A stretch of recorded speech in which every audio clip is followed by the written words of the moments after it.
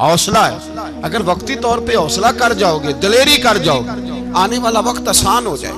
حوصلہ نہیں, صبر نہیں, سکون نہیں, دو چار باتیں, یہاں تک کہ لوگ ابا جی کی بات برداشت نہیں کرتے, ایسے جملے کہہ دیتے ہیں جو دوبارہ پلٹ کے نہیں آتے, ماں کو لفظ نہیں بولتے, باپ کی روح تک چھلنی کر دیتے ہیں وہ جملے.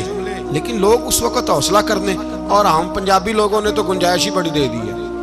کہتے ہیں بچہ ہے جی, ایک ہی ہے, ایک میں حوصلہ کرے کی ہے ماشاءاللہ. تو اگر جوان ہو گیا تو کہتے ہیں گرم خون ہے, مکہ کب. اگر بوڑھا ہو گیا تو کہتے ہیں بوڑھوں میں حوصلہ نہیں ہوتا, نہ بچے میں نہ تو کس میں حوصلہ ہوگا؟ بولے کسی میں بھی نہیں. چھٹی سب کو فتویٰ مل گیا نا, یہ بچہ ہے جی, ابھی یہ تو بچہ ہے, آپ تو سیانے بیانے ہیں, یہ بچہ ہے. کمال ہو گئی ہے بھائی, کیا مطلب ہے بچہ ہے؟ بچے کو سارا پتہ ہے, ہر چیز اسے آتی ہے, حوصلہ کرنا ہی نہیں آتا. اور پھر کہہ دیا وہ تو گرم خون ہے. کیا بات کرتے ہو, گرم خون؟ ابے کے گلے پڑ گیا گرم خون, اس کو کھڑا کرو نا ایس پی کے سامنے, اور اس کو مار تھپڑ اس کے منہ پہ, تیرے گرم خون کا پتہ چلے.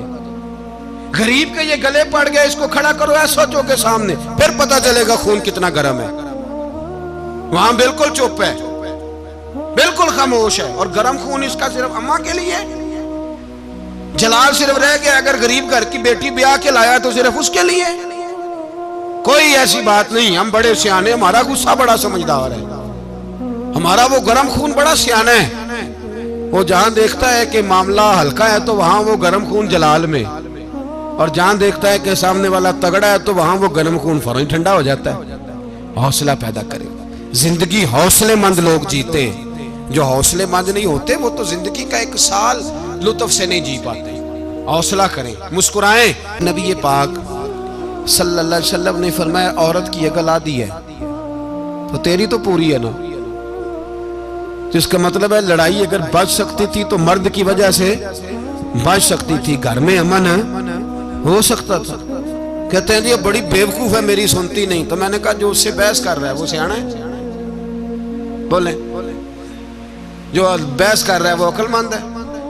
بندہ تو چلو تھا وہ دانشور شیکسپیئر, باتیں بعض اوقات اس کی کچھ ایسی ہیں. اس سے کسی نے پوچھا تھا عورتوں سے کون جیت سکتا ہے بحث میں, تو اس نے کہا تھا وہ جو ان سے بحث نہ کرے, جو ان سے بحث. تو بھائی تو وجہ اس لیے کہ حوصلہ تو نہیں کرنا تھا. نبی پاک علیہ السلام نے فرمایا بی بی ٹیڑھی لکڑی ہے, سیدھی کرنے کی کوشش کرو گے تو ٹوٹ جائے گی.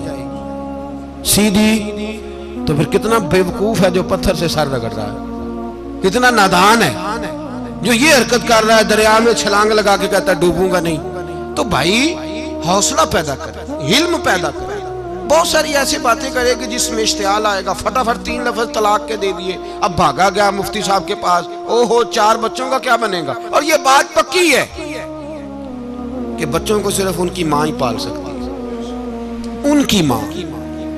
اور بات مجھے نہیں بھولتی, ایک شخص نے بیوی کو طلاق دے کے دوسری شادی کی, اس کا بیٹا تھا 10 سال کا. تو اس نے اپنے بیٹے سے کہا کہ بیٹے بتا پرانی اماں صحیح تھی یا یہ صحیح ہے؟ اس نے کہا نہیں ابا وہ تو جھوٹ بڑے بولتی تھی, یہ صحیح ہے. وہ جھوٹی تھی, وہ جھوٹ بڑے بولتی تھی میری سگی اماں, یہ سچ بولتی ہے. اس نے کہا وہ کیسے؟ کہنے لگا اس لیے کہ میں کوئی شرارت کرتا تھا تو میری سگی اماں مجھے تھپڑ مارتی تھی اور کہتی تھی تجھے روٹی نہیں دے رہی, جا دوڑ جا گھر سے.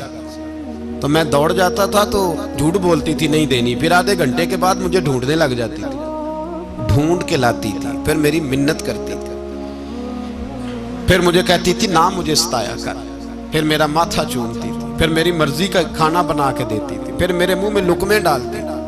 جھوٹی تھی, پہلے کہتی ہے نہیں دینی, پھر پیچھے بھاگتی ہے. یہ سچی ہے, میں شرارت کرتا ہوں تو تھپڑ مار کے نکالتی ہے, پھر میں منتیں کرتا ہوں پر روٹی نہیں دیتی, پیر پکڑتا ہوں نہیں دیتی, سچ بولتی ہے, اپنی بات پہ ڈٹ جاتی.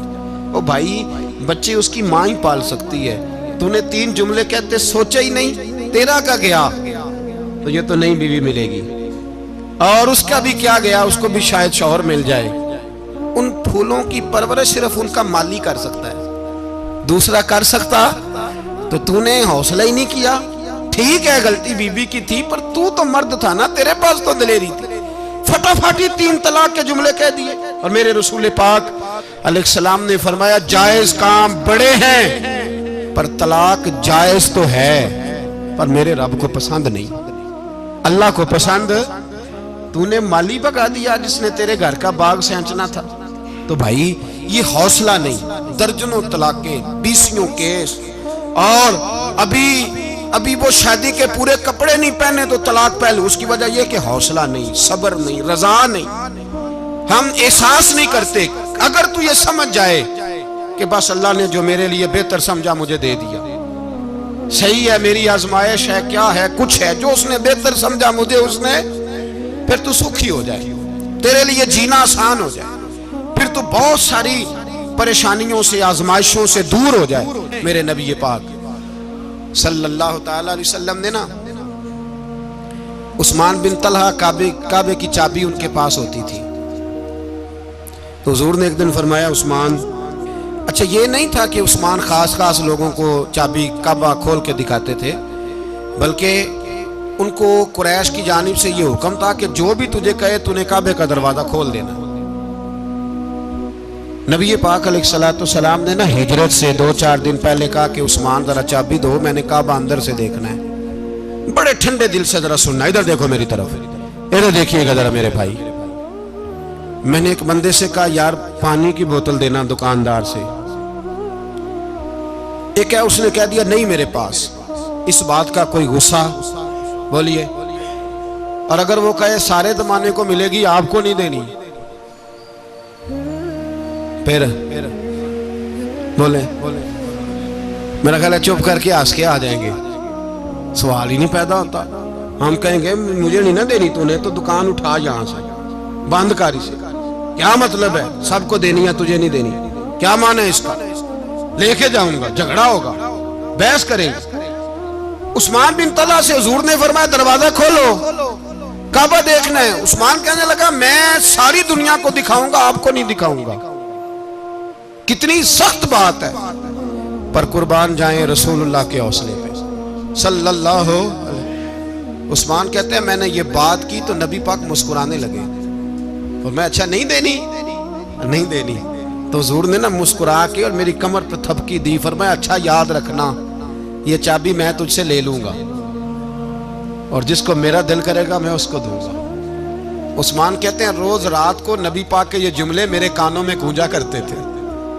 گونجتے تھے کہ حضور نے فرمایا. کہتے ہیں جس دن پتا چلا نا نبی پاک 10,000 کا لشکر لے کے آ رہے ہیں, تو ابو سفیان میٹنگیں کر رہے تھے, مکے کے سارے سردار تیاری کر رہے تھے, اور میرے کانوں میں ایک ہی لفظ تھا کہ حضور نے فرمایا میں چابی لے لوں گا, پھر جس کو میں چاہوں گا اسے دوں گا. عثمان کہتے ہیں حد ہو گئی, وقت گزر گیا, حضور آ گئے, طواف فرمایا, اور طواف کے بعد میرے نبی پاک علیہ السلام نے فرمایا بلاؤ نا ذرا عثمان کو. عثمان کہتے ہیں میں چابی لے کے آیا تو دوسرا جملہ کوئی نہیں. ساڑھے نا کوئی بندہ مشورہ دے وہ نہ منیے, تے جے کام مونج ہو جائے نا جن جو نے مشورہ دیتا سی تے وہ نال ہی غوث پاک بن جاتا ہے. تینوں آکھیا سی نا فوراً ہی داتا علی اجمیری ہو جاتا ہے. وہ کہندے تینوں پتہ نہیں میں کڈا ولی اللہ, تینوں میں آکھیا سی نا انج نہ کر, اور بندہ پریشان ہوتا ہے کام الٹ ہو گیا, اور لاگوں آکھی جاتا ویکھو جی میں تے تانوں پہلوں ہی آکھیا سی. جی عجیب بات ہے, شیخ چلی کی طرح پیچھے پڑ جائے گا, میں نے تو پہلے ہی کہا تھا. او بس کر یار, اب تو خواجہ معین الدین اجمیری ہو گیا, بس کرو. مشورہ ہی ہوتا ہے, کسی کا مل جاتا ہے اور کسی کا نہیں لیا جاتا. فوری طور پہ بندہ اٹھ کے نہ تو ولایت کی 4تھی سیڑھی پہ چڑھ جائے گا, کہے گا میں تو ابدال وقت ہوں, میں کتب دورہ ہوں, میں نے تجھے کہا نہیں تھا. اب بس کر یار, کئی دفعہ مشورے صحیح ہوتے ہیں, کئی دفعہ صحیح. بولیے نبی پاک صلی اللہ علیہ وسلم کی احد کے دن خواہش یہ تھی کہ اندر رہ کے لڑنا ہے. جوان صحابہ نے کہا باہر جا کے لڑائی کرنی ہے, حضور نے باہر جا کے جنگ کی. بظاہر مسلمانوں کو شکست ہوئی. حضور نے ایک دفعہ نہیں کہا کہ میں نے تمہیں کہا نہیں تھا اندر رہنا ہے, بس ہو گیا جو ہو گیا. اب اس میں فٹافٹ اگلے کو حوصلہ دو, کوئی حرج نہیں یار. نبی پاک سب بولیے صلی اللہ علیہ وسلم, میرے حبیب پاک علیہ السلام نے نا کہا عثمان کو بلاؤ. عثمان آئے تو عثمان کہتے میں نے چابی دی تو میں تیار تھا, میں تیار تھا کہ اب میری بات ہوگی اور رسوائی ہوگی. لیکن کہتے ہیں قربان جائیں مصطفیٰ نے تو یہ جملہ بھی نہیں کہا کہ میں نے تجھے کہا نہیں تھا, یہ بھی نہیں کہا. حضور نے چابی لی, کعبے کے بت صاف کیے, نماز پڑھی, واپس آئے. فرمایا عثمان میرا وعدہ تھا تیرے ساتھ کہ جس کو میں چاہوں گا چابی دوں گا, یہ لو چابی میں تجھے ہی دینا چاہتا ہوں, لے لو رکھ لو. عثمان کہتے ہیں وہ چابی نہیں میرے طرف آ رہی تھی, میری طرف ایمان آ رہا تھا. وہ چابی نہیں آ رہی, ایمان آ رہا تھا میری جانب. کہتے ہیں میرے ہاتھوں میں چابی آئی اور میری زبان پہ کلمہ توحید جاری ہو گئی. بھائی تدبر, حوصلہ, صبر, رضا. ہمیں تو ٹائم بھی نہیں گزارنا آتا. گھر کا ماحول, گھر کے اندر رہ کے لوگ دکھی ہیں, اس لیے کہ ہماری طبیعتوں میں حوصلہ نہیں, ایک منٹ کے لیے نہیں, ایک سیکنڈ کے لیے بھی ہم یہ برداشت نہیں کرتے کہ چلو تھوڑا انتظار کریں, وقت کو دیکھیں, موقع کو دیکھیں. میرے نبی پاک علیہ الصلوۃ والسلام پہ اتنی مصیبتیں آئیں کہ پہاڑ پہ آتی تو وہ ریزہ ریزہ ہو جاتے, لیکن کسی مقام پر بھی حضور علیہ الصلوۃ والسلام شکوہ کرتے نظر نہیں آتے. ہم غریبی کا رونا روتے ہیں, ہر چوتھا آدمی کہتا ہے بڑا غریب ہوں, لیکن میرے نبی پاک علیہ الصلوۃ والسلام نے چوتھے دن کھجور کھائی, سرکہ کھایا ہے اور موٹے بان کی چارپائی پہ آرام کیا. حضرت عمر نے کہا حضور کتنی تکلیف ہے؟ فرمایا عمر کوئی تکلیف نہیں, تھوڑا سا تو وقت ہے, جنت میں جائیں گے, ساری نعمتیں اللہ نے ہمارے لیے تیار کی ہوئی ہے. راضی بالرضا, راضی بالرضا, کوئی کسی قسم کا مسئلہ نہیں. ہمیں آزمائشیں آتی ہیں, تکلیفیں آتی ہیں, بیماریاں آتی ہیں, لوگ چھوٹی چھوٹی بات پر پریشان ہو جاتے ہیں, ذرا ذرا سی بات پر شکوہ کرتے ہیں. میرے رسول پاک علیہ السلام نے فرمایا جب میرا رب کسی کو بیمار کرتا ہے تو 2 فرشتوں کو بھیجتا ہے, جاؤ میرے بندے کی تیمارداری کر کے آؤ. اللہ اکبر, خود رب بھیجتا ہے, جاؤ میرے بندے کی. تو مجھے بتائیے جب اللہ بھیجے تو پھر تندرست خوش نصیب ہوا کہ بیمار؟ جی تندرست پھر خوش نصیب کون ہوا؟ میرے نبی پاک صلی اللہ علیہ وسلم نے فرمایا رب 2 فرشتے بھیجتا ہے, فرماتا ہے پتہ کر کے آؤ میرے بندے کا اس کا کیا حال ہے, حالانکہ اللہ سارا ہی جانتا ہے. فرشتے آتے ہیں, واپس جاتے ہیں, رب کریم پوچھتے ہیں بتاؤ میرا بندہ کیا کہتا تھا؟ اللہ تجھے سارا ہی پتہ ہے, پر ہم سے پوچھتے تو بتا دیتے ہیں. وہ یہ کہتا تھا کہ میں اپنی رب کی رضا پہ بڑا ہی راضی ہوں. وہ تیری حمد کر رہا تھا, تیری تعریف کر رہا تھا, تیرا شکر کر رہا تھا, تیرے لیے کلمات حمد بیان کر رہا تھا. تو میرے نبی پاک علیہ السلام فرماتے ہیں, اللہ فرشتوں سے فرماتا ہے سنو پھر اگر میں اپنے بندے کو اس بیماری میں شفا دوں گا تو اس تندرستی سے زیادہ اچھی تندرستی دوں گا جو پہلے اسے عطا کی ہوئی تھی, پہلے سے اچھی صحت دوں گا. اور اگر اسے اس بیماری میں موت دوں گا تو پھر مرتے ہی اس کے لیے میں جنت کا فیصلہ فرما دوں گا. بھائی جب تو راضی بالرضا رہتا ہے, راضی بالرضا, بڑی سادی سی بات ہے بھائی. آپ گھر گئے روٹی مانگی تو اگر کسی نے کہا نا کہ اتنی تھکاوٹ ہے ٹائم پہ آیا کریں اس وقت, تو روٹی تو وہ بھی مل گئی, پر اس میں لذت, وہ سکون نہیں, وہ سکون نہیں. میری اماں جی سالن پکا کے رکھ لیتی تھی تو روٹی جب بھی کوئی مانگتا تھا تو تازی بنا کے دیتی تھی, ان کی طبیعت تھی. تو میں اکثر ان سے کہتا کہ اماں جی پکا کے رکھ دیا کرو. تو کہتے تمہیں خوشی نہیں ہوتی جب تمہاری اماں تازی پکا کے دیتی ہے؟ خوشی ہوتی ہے, طبیعت میں خوشی ہوتی ہے. ان کا مزاج تھا, ذوق تھا, تو ہم سمجھتے تھے یار یہ بڑی سعادت کی بات. تو آپ گھر گئے رات کو تو گھر والوں سے کہا روٹی تو فوراً اٹھے, فوراً, اور انہوں نے کھانا تازہ بنایا اور ساتھ یہ بھی کہا باہر سے نہ کھایا کرے بندہ بیمار ہو جاتا ہے. کتنی ٹھنڈک پہنچتی ہے آدمی کے دل کو, سکون ملتا.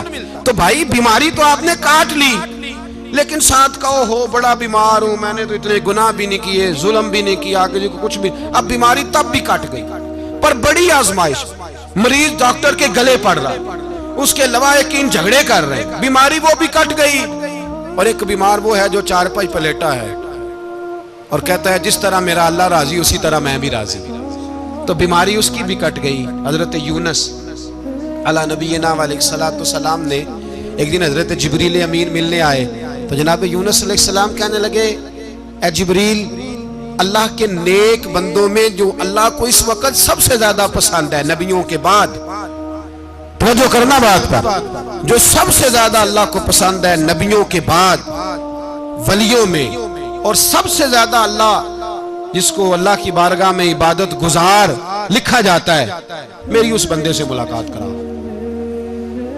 تو حضرت جبریل نے جناب یونس علیہ السلام کو ساتھ لیا تو ایک شخص کے پاس پہنچے جو آنکھوں سے اندھا تھا، دونوں ہاتھ اس کے سلامت نہیں تھے اور پورے جسم میں پیپ جاری تھی، ریشہ تھا۔ جب جا کے السلام علیکم کہا نا حضرت یونس نے، اس نے وعلیکم السلام کے بعد پہلا لفظ پتہ کیا کہا؟